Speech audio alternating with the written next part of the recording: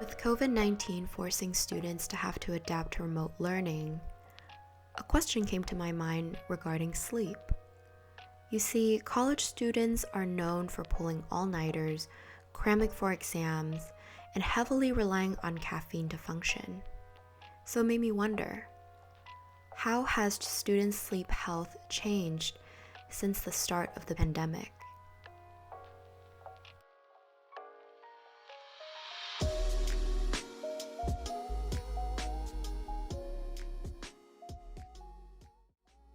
According to an article by the University of South Florida, sleep deprivation is a label for the cumulative effect of a person not having sufficient sleep. It's very common, and actually more than 1/3 of the US population is not getting enough sleep. More than 70% of college students say they get less than 8 hours of sleep a day. College students rank sleep problems as the number 2 cause of difficulties with academic performance, with stress being number 1.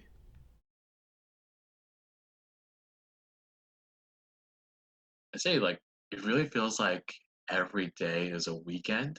On average, I would wake up late, uh, just because waking up early doesn't really feel like a priority anymore. I would just be waking up later, like about 11 or 12, possibly 1 or 2 p.m. if I was incredibly lazy on that day, or I just slept very late just because feeling like I don't have that many priorities. And I really have been um, trying to improve on that. I haven't been dreaming as much because I feel like I'm already adjusted to how life is right now, and I am trying to find a happiness in my life. And ever since it's been improving, I think I've been dreaming less.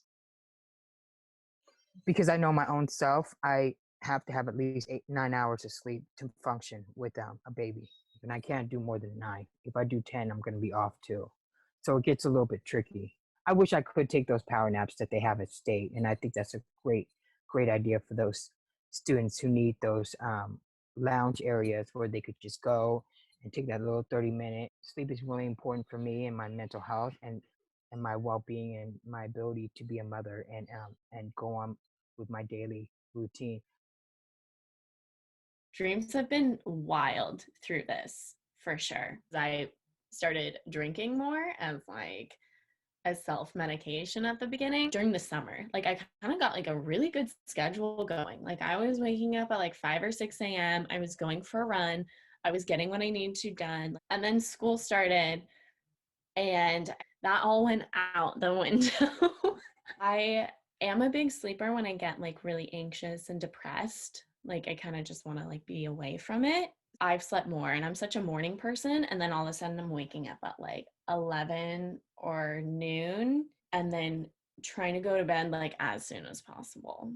When I first moved back and I started working at this new store, I was having these dreams that I kept dying in different ways or watching people die. These last couple of weeks where I'm having the craziest dreams. And it's about like people I know going insane, essentially. Like something happens and they're trying to kill me and everyone else.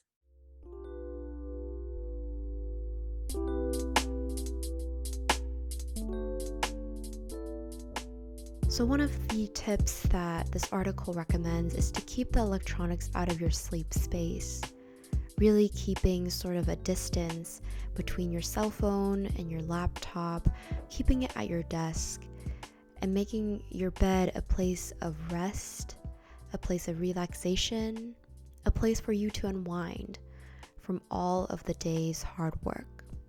The best form of caffeination really is for you to get the adequate amount of sleep in order for you to naturally function without the need for a boost. And of course, it is very important to build decompression time within your schedule in order for you to fully relax and therefore fall asleep easier.